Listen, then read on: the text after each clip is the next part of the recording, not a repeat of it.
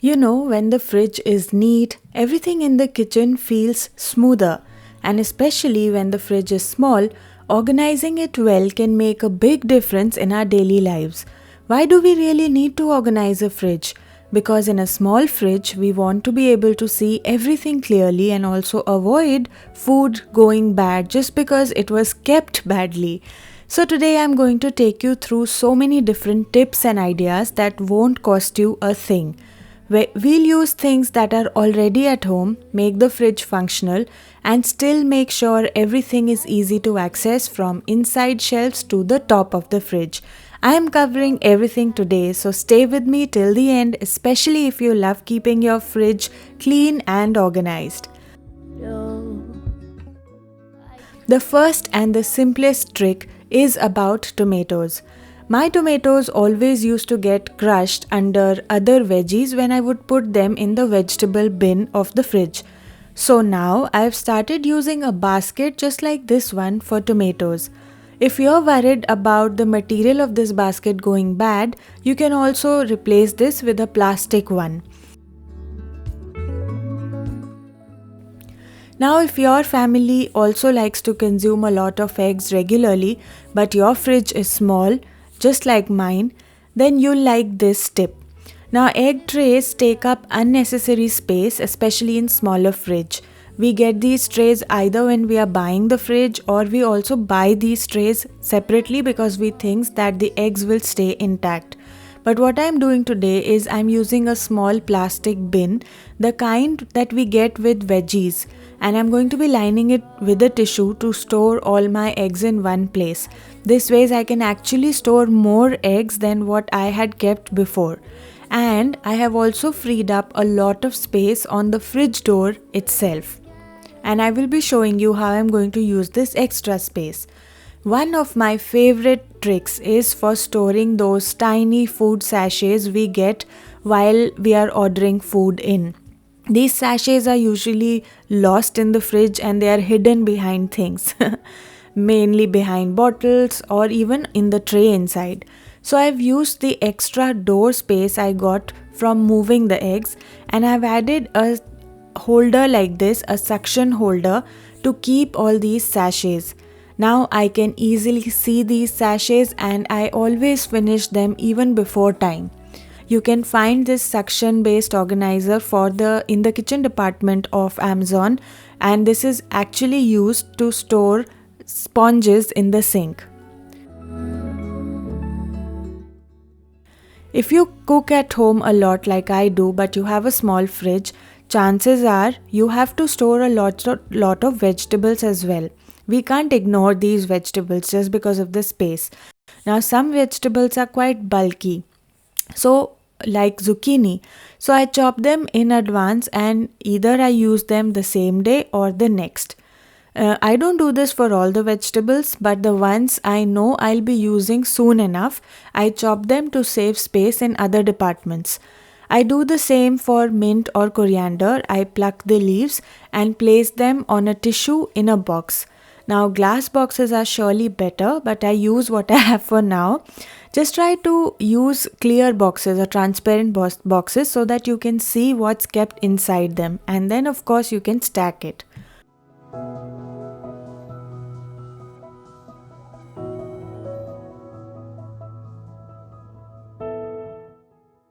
For the rest of the veggies in the vegetable drawer, what I like to do is first I wipe it down and then I line it with kitchen tissue or any paper that is maybe extra at your place.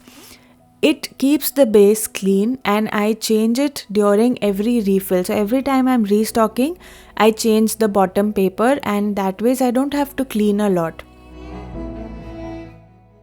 Apart from that, I also use netted veggie bags mainly because I can see all the vegetables through them and they allow air to pass through really well. Now I don't use these bags because I feel that the veggies will stay fresh longer. I'm not sure if that really happens.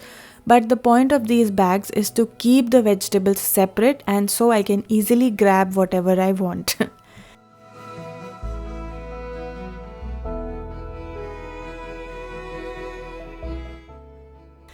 Since the fridge is really small, I avoid buying big bottles for sauces that I use to make Chinese food or even for other things. So what I do is I get smaller packets instead. But those packets, because they are not a proper glass bottle, they keep falling over here and there, and then they sort of hide behind things and I am not able to find them so easily. So what I do is I cut any kind of old carton box, a small one, to store these neatly when stacked compactly.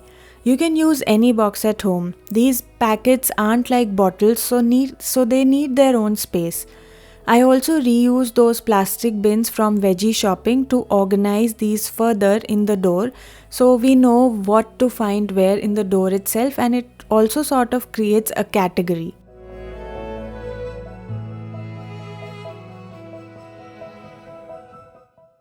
Sometimes I have vegetables like carrots and broccolis that I don't need right away. I don't even make a sabzi out of it. I usually use smaller parts of carrots or broccolis in my breakfast, like in making chilas or cutlets. So I use them slowly over a period of time. In that case, cutting the broccoli florets and then storing them in a box actually saves a lot of space and helps in keeping them fresh for longer. For carrots, I peel them and place them in water. They stay crunchy and don't dry up. Of course, we can't store everything in boxes, so if I don't have enough boxes, I use bowls, whatever is available. Like I'm using this one today to store cauliflower florets. And the best part is I cover them with beeswax paper. It's organic, it keeps the veggies covered as well.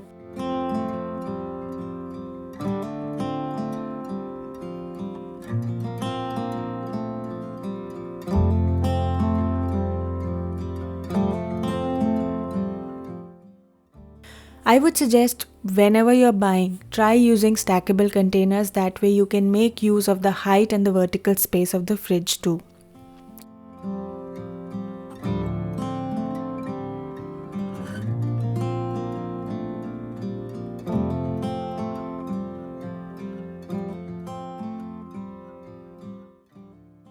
If you're like me, you prefer shifting things from outside packaging into your own containers, even for drinks. When I pour juices into these transparent bottles, we somehow end up finishing them faster and they don't spoil because we have obviously consumed it within time. We don't usually drink cold water from the fridge, so I keep mainly one bottle for the juices and one bottle for water because that is just kept for emergencies.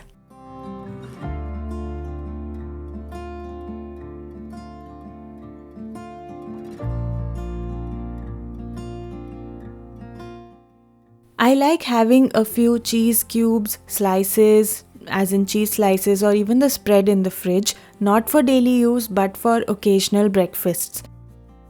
Now, since I don't have a special dairy drawer that you usually get in normal fridges, I've made a small cheese basket for myself.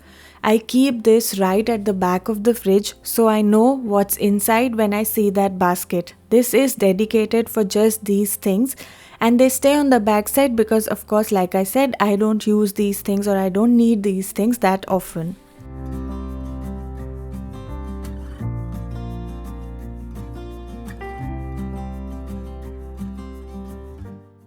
Now we can't ignore leftovers, right? We all have them and we all keep our fridge full of them. I use these Tupperware style containers, and if you're getting some, I would recommend go for square ones like this. This is why I included this tip. They save a lot more space and they stack easily. These aren't transparent, which is not a plus point, so I use the color to remember what's inside.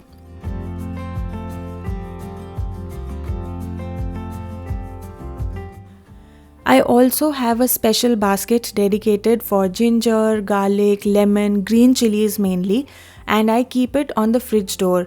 This way it's always within reach and not lost somewhere inside, and I refill this basket as and when I need. You can make a smaller or a bigger basket depending on your requirement.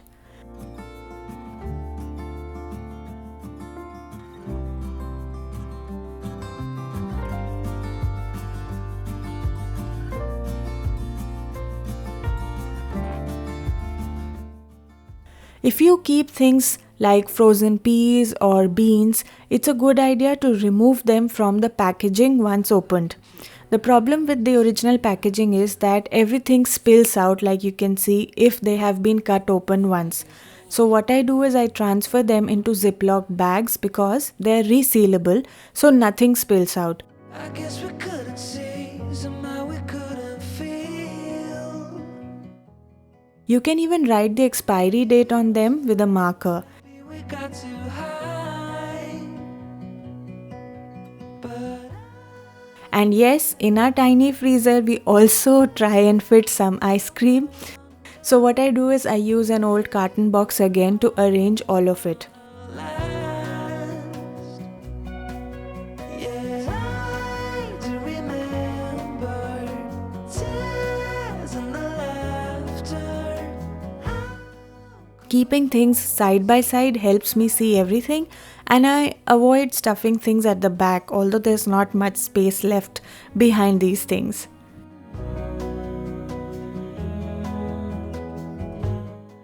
Now that we've done so much of work and taken so much of effort to keep the fridge tidy, here's a quick trick to keep it also smelling fresh. Just place some baking soda in a small open jar or a tray like I've used and keep it inside the fridge anywhere, either on the backside or even at the door. It really helps absorb unwanted smells and the fridge will be fresh always every time you open it. One more habit or tip that's been so helpful for me is how I store butter. I'm not sure if you'd like it, but I still wanted to include it. I cut pieces of baking paper and I keep them ready somewhere in the drawer. Every time I add a new block of butter, I first place one of these papers at the base. Now why do I do this? This way, when I clean or replace the butter, I just remove the paper and the butter container stays cleaner and is easier to wash. Guess we've said it all. Now why do we care to dream? Guess we wanna believe that it's not too late. And why do we care to? My kitchen is small, so I also use the top of the fridge to arrange some things.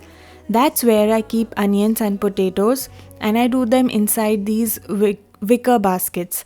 That way they stay out of sight and still look pretty thanks to the baskets.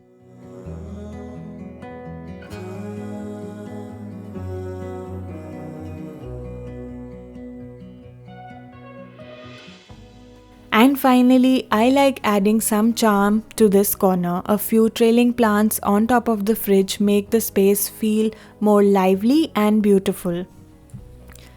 I hope you enjoyed watching today's video and found the tips helpful. If you did, it would mean a lot if you subscribe to the channel, and don't forget to tell me, out of all the tips today, which one was your favorite. I'm going to read it in the comment section. Until next time, bye bye.